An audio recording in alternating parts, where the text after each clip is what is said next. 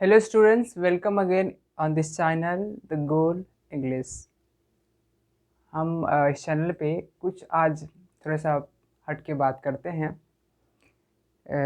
दरअसल हम आज अभी बीएड कर रहे हैं और इस दौरान हम बहुत सारी चीज़ों को, छोटी छोटी चीज़ों को हम बच्चों के बारे में सीख रहे हैं और हम उन्हीं में से कुछ छोटी छोटी बातों को आपके सामने शेयर करने वाले हैं। जैसे मैं एक उदाहरण के तौर पे एक लेना चाहूँगा, जैसे एक प्लांट के बारे में आपको बताना चाहूँगा। एक प्लांट पहले वो प्लांट नहीं होता है, बल्कि वो एक सीड्स होता है, एक बीज के रूप में होता है। और जब उसे मिट्टी के अंदर डाला जाता है तो वो मिट्टी के जो ऊपर का जो लेयर है, जो मिट्टी का जो ऊपरी सतह है, वह पूरा का पूरा एकदम सॉलिड नहीं होना चाहिए, वो टाइट नहीं होना चाहिए, हल्का-हल्का होना चाहिए, जिससे कि वो उससे बाहर आसानी से बीज निकलने की कोशिश करे तो वो आसानी से उसको चीरते हुए बाहर निकल जाए। हालाँकि वहाँ भी उस सीड को स्ट्रगल करनी पड़ती है, हालाँकि जो उसके जो अंकुरित होते हैं, जो उजला कलर का जो उसमें से अंकुरन होता है, वो बहुत ही कोमल होता है, आप ज़रा-सा टच करेंगे तो वो टूट जाएगा, है ना? तो उसको भी उसके ऊपर जो मिट्टी के जो लेयर पड़े होते हैं, उसको धक्का देना पड़ता है। और एकाएक वो धक्का उसको देते भी नहीं हैं, वो कंटिन्यूअसली उसको प्रेस करते रहते हैं और खुद को डेवलप करते रहते हैं। वो उस बोझ को स्ट्रगल के साथ उसको हटाते रहते हैं और ऊपर बढ़ने की कोशिश करते रहते हैं, है ना? तो कहीं न कहीं हमारा जीवन भी इसी तरीके से है। लेकिन हाँ, हम इस जीवन के स्ट्रगल को तो हम सब जानते हैं, लेकिन हम दूसरे पक्ष को देखना चाहते हैं, जो हम ऐसा कुछ कर सकते हैं। एक होता है कि एक हमारा प्रयासरत एक स्ट्रगलिंग लाइफ़ है, वो तो चलता ही रहेगा। हम उसके बियॉन्ड कुछ छोटी-छोटी बातें करते हैं। हम उस मिट्टी के बारे में बात करते हैं, जो जिस व्यक्ति ने उस बीज को डालने से पहले मिट्टी के जो ऊपरी लेयर है, उसको उन्होंने खुरदुरा उस हल्का किया है, जिससे कि सीड्स उससे बाहर निकल सके, है ना? तो हम उस सिचुएशन की बात कर रहे हैं।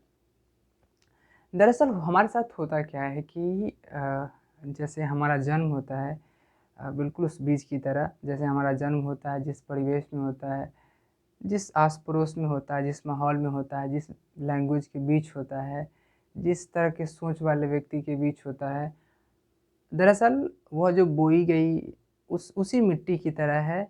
और वो मिट्टी हमारे लिए अब कैसी कैसी हमारे आस-पड़ोस की मिट्टी है, जिसको चीरते हुए हमें आगे निकालना है और उसका मूल्यांकन भी करना है, उसका मार्किंग भी करना है। और हम मार्किंग उस समय भी नहीं कर सकते कि हमारे साथ क्या हो रहा है। जब हम बड़े होते हैं तो उसका मार्किंग करते हैं कि हमारे आस-पड़ोस का माहौल इस तरह का था, तो हमें इस तरह के चेंजेज़ आए। तो हमारे बचपन में हमारे पास कैसे एनवायरनमेंट्स थे, उसके अकॉर्डिंग हमें कैसे चेंजेज़ आए, जो भी चीज़ें हमारे में है, हम में है, उसके लिए हम दोषी तो बिल्कुल नहीं हैं। हमारे आस-पड़ोस जो रहने वाले एनवायरनमेंट्स हैं, जो क्रिएटर्स हैं, हम कुछ न कहीं न कहीं उसका दोष दे सकते हैं। या फिर दूसरे शब्दों में ये कहें कि उन लोगों के साथ जैसी एनवायरनमेंट रही होगी, कहीं न कहीं सेम टू सेम उसी एनवायरनमेंट को हमें देने की उन्होंने कोशिश की है। और उन्होंने इसमें बदलाव लाने की कोशिश नहीं की। इसकी वजह यह भी हो सकती है कि उन लोगों ने उन परिस्थितियों का, उन एनवायरनमेंट का उन्होंने मार्किंग नहीं किया। अच्छे-बुरे उसमें मेरिट्स-डिमेरिट्स खोजने की कोशिश नहीं की, जिससे कि उसमें चेंज कर सकें। हमारे पास क्या सुविधा है कि हम उसकी मार्किंग कर सकते हैं कि उसमें हम क्या बदलाव कर सकते हैं। और बदलाव करने से पहले मुझे ये जानना होगा कि हमारे अंदर हमारे जो जन्म के बाद जो हमारे आस-पड़ोस के एनवायरनमेंट्स थे, जैसे भी थे, उससे हमें जो चेंजिंग आए हैं, हमें खुद का सेल्फ मार्किंग करना होगा, खुद मूल्यांकन करना होगा कि हम इसमें क्या चेंजेज़ ला सकते हैं। तो हमारा एक पॉइंट रहा एनवायरनमेंट, जो कि प्लांट के लिए भी चाहिए, राइट? और हमारे लिए भी चाहिए। एनवायरनमेंट ये बहुत ही इम्पोर्टेंट फैक्टर है। इसी एनवायरनमेंट की वजह से हमें जो बदलाव आए हैं, जैसे अगर हम किसी घटनाओं से मुझे अगर गुस्सा आता है किसी चीज़ पे कि ये ऐसा क्यों है मेरे साथ, ऐसा नहीं होना चाहिए। अगर उसका हम उसी तरीके से उसका जवाब देते हैं, तो हम कहीं न कहीं वहीं जाके खड़े हो जाते हैं, जहाँ से वह व्यक्ति वो गलत काम कर रहा होता है, राइट? तो हमें उसकी भी मार्किंग करनी है। अब अब हम मेन टॉपिक पे आते हैं। हम कितना तेज़ हैं, ये मूल्यांकन दूसरा ही करता है। हम कितने स्मार्ट दिखते हैं, इसका मूल्यांकन भी दूसरा ही करता है। हम किस परिस्थिति में रहे रहे हैं अभी तक, वह भी परिस्थिति देने वाले दूसरे ही होते हैं। तो इन सारे फैक्टर्स का असर पड़ता है हमारे इंटेलिजेंसी पे। यानी कि हम सीधे शब्दों में कहें तो इंटेलिजेंसी क्या है, कुल मिलाकर के सारे फैक्टर्स का एक एक कह सकते हैं एक रूट, एक जहाँ पे सब चीज़ें मिलता है, सबका एक रिजल्ट कह सकते हैं। सारे इन्वायरमेंट का एक परिणाम है हमारा इंटेलिजेंसी, और इसका भी मूल्यांकन दूसरा ही करता है कि हम कितने तेज़ हैं। खैर, हम दूसरे के मूल्यांकन करने पे नहीं जाते हैं कि हम हमारे अंदर कितनी इंटेलिजेंसी है। हम सिर्फ़ एक छोटी-सी चीज़ों पे हम उन्हीं फैक्टर्स पे अभी बात करने वाले हैं। जैसा कि इस स्पेस से जुड़ने वाले मेरे ख़्याल से 10-12 साल से, तो 10 साल से तो ऊपर ही होंगे, जो अब थोड़ा बहुत खुद को समझ पा रहे होंगे।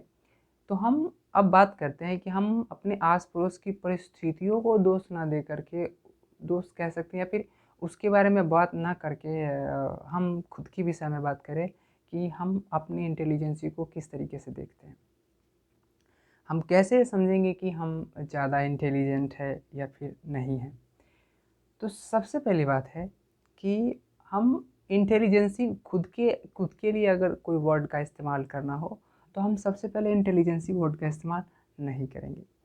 पहली चीज़ें, हम अपने अंदर डिमेरिट्स को ढूँढेंगे, मेरिट्स को भी ढूँढेंगे, राइट? लेकिन हमने पहले डिमेरिट्स कहा है। डिमेरिट्स को ढूँढेंगे, वो हमें कब आया, कैसे आया, किस परिस्थिति से आया, इस पे थोड़ा-सा चिंतन करेंगे और इसमें कुछ बदलाव करने की कोशिश करेंगे, राइट? हम अपने मेरिट से खुश होते हैं, वो मुझे प्रेरणा देते हैं कि मुझे और अच्छे-अच्छे काम करने चाहिए। लेकिन डिमेरिट्स हमें सिखाते हैं, हमें सतर्क करते हैं कि हमें क्या नहीं करना चाहिए। उससे जो ठोकरें मिलती हैं वो हमें सिखाते हैं कि हमें क्या नहीं करनी चाहिए। तो हमको डिमेरिट्स पे ज़्यादा ध्यान देनी चाहिए खुद के, वीकनेसेस को। जब आप अपने खुद के डिमेरिट्स पे थोड़ा बहुत ध्यान देना शुरू करेंगे, तो आपको इंटेलिजेंसी शब्द का कोई मतलब नहीं रह जाएगा। सामने वाला व्यक्ति आपको इंटेलिजेंस कहता है, नहीं कहता है, या रेस्पेक्टिव है। अगर सामने वाले के कंपैरिजन में आप थोड़ा-सा जल्दी सोच पाते हैं, तो सामने वाला कहता है आप इंटेलिजेंट है। सामने वाला यह ऑब्ज़र्व करता है कि आप उसके कंपैरिजन में कम सोचते हैं, कम धीरे-धीरे सोचते हैं, तो आप उसके कंपैरिजन में आप कम इंटेलिजेंस है। तो हम उन सारे चीज़ों पे नहीं बात करेंगे जो दूसरे के कंपैरिजन में हो। हम खुद के कंपैरिजन में क्या है, हम उसके बारे में बात करेंगे। हमने अपने अंदर डिमेरिट्स को जानने के बाद हमने कितने टाइम में हम अपने अंदर जो डिमेरिट्स है उसमें हमने क्या-क्या चेंजेस लाए हैं, हम उस पॉइंट पे बात करते हैं। सबसे पहली बात है कि हमारे अंदर जो डिमेरिट्स होते हैं, हर डिमेरिट्स का पता हमें तब चलता है जब हमें उससे कुछ ठोकरें मिलती है, या फिर कहें कि ठोकर मिलने के बाद जब हम कुछ, स्वाभाविक है ठोकर मिलती है तो हम कुछ सीखते हैं, तब मुझे पता चलता है कि ये हमारे अंदर डिमेरिट्स है, ये मेरे अंदर नहीं होना चाहिए। उस डिमेरिट्स को अगर हम याद रखते हैं, तो वो हमारे अंदर एक नेगेटिविटी भी लाता है। अगर बार-बार एक ही गलती को करते हैं, तो हमें लगता है कि ये गलती लगता है नहीं छूटेगा अब। तो हम उस डिमेरिट्स को ना याद रख कर के, उससे जो हम सीखते हैं, जो हम लर्न करते हैं, उन सारी बातों को हम लिख सकते हैं एक डायरी में। एक डायरी में हम उसके सजेशंस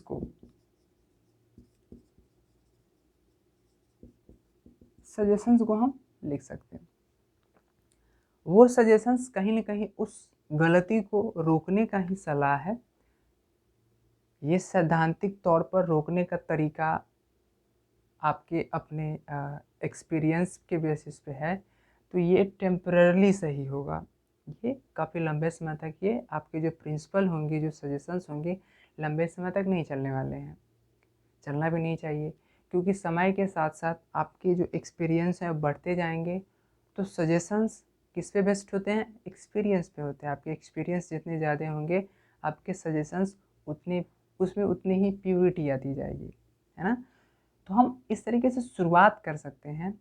तो जब हम कोई नए काम करते हैं तो उन सारे सजेशंस को अगर हम पढ़ लेते हैं, इनडायरेक्टली हम उन गलतियों के बारे में फिर से रिवाइज कर लेते हैं, तो वह गलती दोबारा होने की संभावना घट जाती है।